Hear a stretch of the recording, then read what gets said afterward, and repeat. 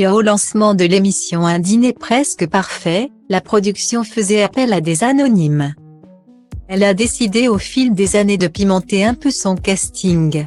Désormais, des célébrités passent, elles aussi, à la casserole façon W9. Kim des Marseillais a tenté sa chance malgré des nerfs mis à rude épreuve. Stevie Boulet et Afida Turner ont eux aussi tenté leur chance. De grands chefs viennent aussi occasionnellement en aide aux candidats. Il y a quelques mois, Justine Piluzzo avait pour mission d'aiguiller les participants dans l'élaboration de leur menu en leur imposant un ingrédient à insérer obligatoirement dans chacun de leurs mets, sans qu'ils aient leur mot à dire. Pas de challenge de la sorte pour cette semaine de compétition. Juste de la bonne humeur et ce qu'il faut de challenge.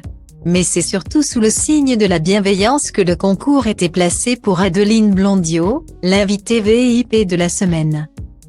Ce jeudi 12 août, elle s'est rendue, comme ses 3 autres camarades, chez Jérémy. Le candidat, très extraverti, avait choisi le thème du voyage pour son dîner presque parfait. C'est ainsi qu'il allait les transposer en Amérique pour l'apéritif, en Espagne pour l'entrée, en Orient pour le plat et en Bretagne pour le dessert. Pour le remercier d'avance de ce tour du monde version culinaire, la comédienne a tenu elle aussi à le faire voyager, dans son propre jardin. En passant la porte de chez Jérémy, Adeline Blondiot lui avait apporté un cadeau pour le moins particulier, c'est un bébé limace apprivoisé. Et il fait des bisous lui a-t-elle dit toute fière. Sauf que l'attention n'était pas du tout au goût de l'hôte du jour, je m'attendais à un chien mais non. Ce n'était pas un chien, ce n'était pas poilu, c'était plutôt visqueux, a-t-il confié en off.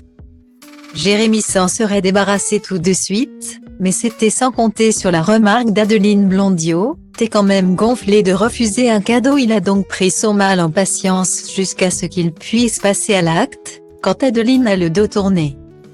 On la jette par la fenêtre. L'actrice de Sous le soleil a eu de la chance, la limace aurait pu finir dans son assiette.